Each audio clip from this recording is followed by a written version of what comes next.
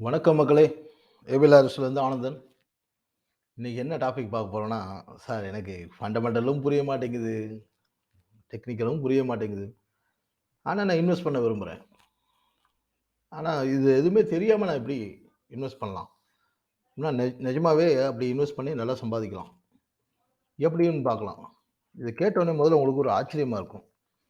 Fundamental கத்துக்கிட்டு, technical கத்துக்கிட்டு ஏதேதோ பண்றாங்க. அவங்களே திணறிட்டு இருக்காங்க. நாம எப்படி சார் ஒண்ணுமே தெரியாம எப்படி சம்பாதிக்கிறது?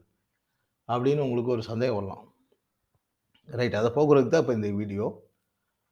ஆ ஃபண்டமெண்டல் நாலேட்ஜே இல்லாம ஃபண்டமெண்டலா ஸ்டாக்ஸ்ல இன்வெஸ்ட் பண்ணலாம். டெக்னிக்கல் நாலேட்ஜ் இல்லாம டெக்னிக்கலா இன்வெஸ்ட் பண்ணலாம். எப்படின்னு பார்த்தலாம். பார்க்க கொஞ்சம் ஃபன்னி மாரி இருக்கும். ஆனா ரொம்ப சீரியஸான விஷயம். கொஞ்சம் கவனிச்சு யோசிச்சு பாருங்க. இப்போ ஃபண்டமெண்டல் இன்வெஸ்ட்மென்ட் பண்ணணும். முதல்ல வந்து ஃபண்டமெண்டல் இன்வெஸ்ட்மென்ட் பார்ப்போம். அப்புறமா டெக்னிக்கல் பார்க்குறோம். ஃபண்டமெண்டலா பார்க்கணும்னா, நீங்க ரொம்ப சாதாரணமா, நீங்க அன்றாடம் புழங்குற சில விஷயங்கள்ல, நீங்க கன்சியூம் பண்ற சில விஷயங்கள்ல, உங்களுக்கு "ஐயோ! அநியாயத்துக்கு கொள்ளையடிக்கிறான்யா" அப்படின்னு உங்களுக்கு ஃபீல் ஆகும்ல. ஆனா தவிர்க்க முடியாம வாங்குவீங்க. அத நீங்க அனுபவிச்சே ஆகணும். ஆனா உங்களுக்கே தெரியும், "கொள்ளை கொள்ளை அடிக்கிறான்யா" அப்படின்னு தோணும். யாரு தான் கொள்ளையடிக்காம இருக்கா? எல்லாரும் பிசினஸ்னா அப்படிதான். ஆனா உங்களுக்கு எதுல தோணுதோ, for example jewelleries, bank, food products, mobile service providers, consumer goods, vehicles எப்படி வேணா எடுத்துங்க. இன்னும் இந்த மாரி எடுத்துங்க. இதுல எல்லாம் யார் உங்களுக்கு நெறையா லாபம் பார்க்கிறதா தோணுதோ, அவங்கள பார்த்துக்குறோம். ஒரு எக்ஸாம்பிள்க்கு பாருங்க. சில எக்ஸாம்பிள் மட்டும் பார்ப்போம். தங்கம். தங்கம் வாங்குறப்போ உங்களுக்கு தெரியுது, அங்க எங்கேயோ லாபம் பார்க்குறாங்கன்னு தெரியுது. ஆனா, அத அவாய்ட் பண்ண முடியல. எப்படி லாபம் பார்க்குறாங்கன்னு உங்களுக்கு புரியல. ஸோ நான் இப்போ அ லிஸ்டிங்ல இருக்கிறதுனால ஒரு கம்பெனிய சொல்றேன். ஏதோ இந்த கம்பெனிய சொல்றேன், அந்த கம்பெனிய சொல்றேன்னு நெனச்சுக்க வேணாம். ஒரு எக்ஸாம்பிளுக்கு தான் இந்த கம்பெனியெல்லாம் எடுத்துருக்கோம். கண்ண மூடிட்டு இந்த தங்கமயில் ஜுவல்லர்ஸ் வந்து நம்ம லிஸ்டிங்ல இருக்கு. நீங்க உள்ள வாங்கி போட்டீங்கன்னா பாருங்க, எவ்வளோ தூரம் ஏறி இருக்குன்னு. நீங்க வாங்கி போட்டுட்டு சும்மா உட்காந்துருங்க. உங்களுக்காக அவங்க சம்பாதிப்பாங்க. அவரு எவ்வளோ லாபம் பார்க்குறாருன்னு நெனைக்கிறீங்களோ, அதுல போய் நீங்க பார்ட்னர் ஆயிருங்க. அவ்வளோதானே. அதே மாரி டைட்டன். டைட்டன்ல என்ன விஷயம்னா, டைட்டன்ல எல்லாத்துலயுமே அப்படிதான். நீங்க டென்னிஸ்க்கு போனீங்கன்னா தெரியும். ஆ "சார் இதுக்கு மேக்கிங் சார்ஜஸ் கிடையாது சார்" அப்படின்னுவாரு. ஆஹா பரவாயில்லையே அப்படின்னா, அடுத்த வார்த்தை சொல்லுவாரு, "சேதாரம் இருக்கு சார்." 16.5% அது நார்மலா அந்த இது வருது. ஒவ்வொரு டிசைனுக்கு ஏத்த மாரி பண்றாங்க.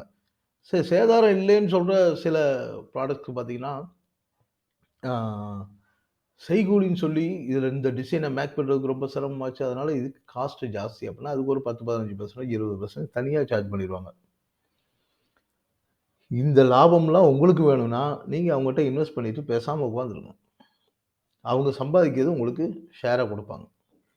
சரி பேங்க்ன்னு எடுத்துட்டீங்கன்னு வச்சுக்கங்களேன். இப்ப நான் இத ஐசிஐசிஐ மட்டும் சொல்லல. ஐசிஐசிஐயோ அ மற்ற ஆக்சிஸ் பேங்கோ பிரைவேட் செக்டார் பேங்க் பார்க்குறப்போ உங்களுக்கு என்ன தோணும்னா, என்னையா என்ன பண்ணாலும் காசு புடுங்குறாங்க. அந்த சார்ஜ், இந்த சார்ஜ் அந்த ஏதோ ஒண்ணு சொல்லி காசு எடுத்துடுறாங்களே அப்படின்னு தோணுச்சுன்னா, எந்த பேங்க் அதிகமா சார்ஜ் எடுக்குறாங்கன்னு பாருங்க. அந்த பேங்க்ல போய் அந்த பேங்கோட ஷேர வாங்கிருங்க.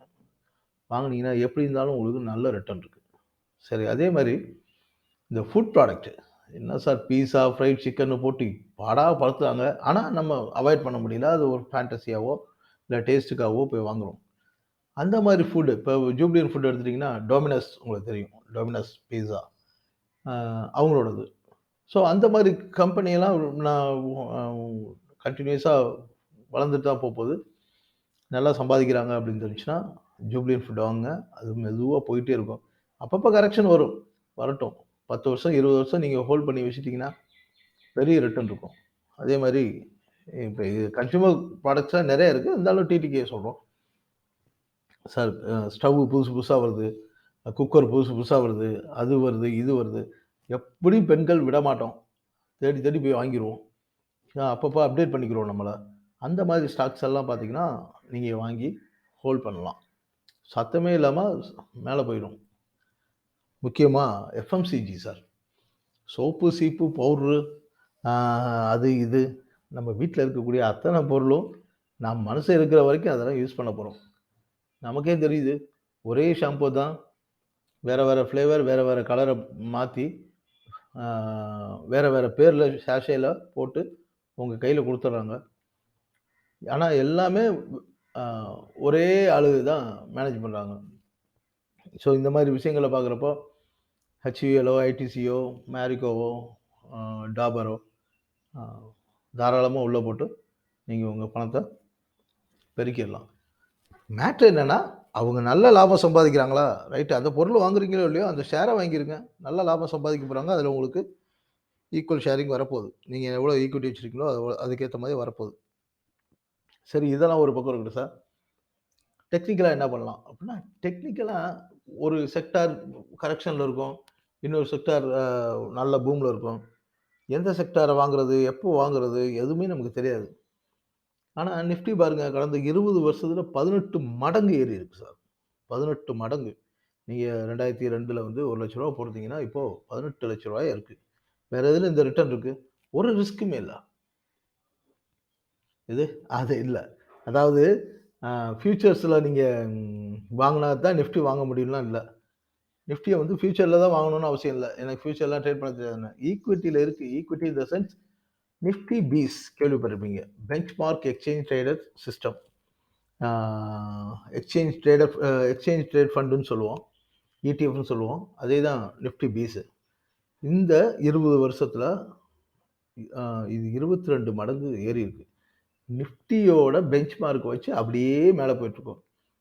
என்ன சார் அது மட்டும் 18 மடங்கு ஏறியிருக்கு. இது 22 மடங்கு. அது மட்டும் 19 மடங்கு ஏறியிருக்கு. இது 20 மடங்கு 22 மடங்கு ஏறியிருக்குன்னு கேட்டீங்கன்னா, நம்மள மாரி யோசிச்சுட்டு கொஞ்சம் பிரீமியம் அதிகமா குடுத்து வாங்கி வச்சிருக்காங்க.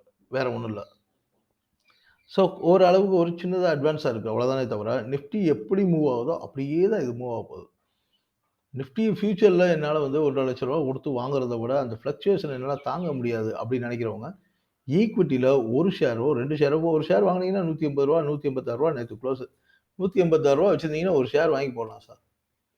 உங்க கையில எவ்வளோ இருக்கோ அத அக்குமுலேட் பண்ணலாம். எனக்கு இதெல்லாம் எதுக்கு சொல்றேன்னா, எனக்கு டெக்னிக்கல் அனலைஸே தெரியாது.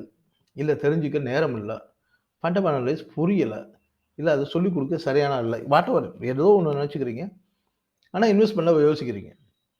ஆனா இன்வெஸ்ட் பண்ணணும்னு ஆசைப்படுறீங்க. அப்போ இந்த மாரி விஷயங்கள நீங்க செய்யலாம்.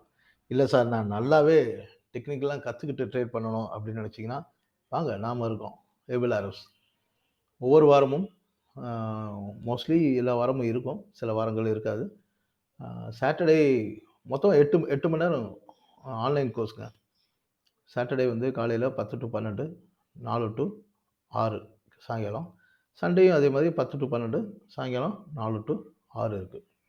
யாருக்காவது விருப்பம் இருந்தால் பயன்படுத்திக்கணும்னு ஆசைப்பட்டீங்கன்னா, நீங்க ஜனார்த்தனன கான்டாக்ட் பண்ணுங்க இந்த நம்பர்ல. ஓகே மக்களே! இந்த மாரி அடுத்த வீடியோல மீண்டும் சந்திப்போம்.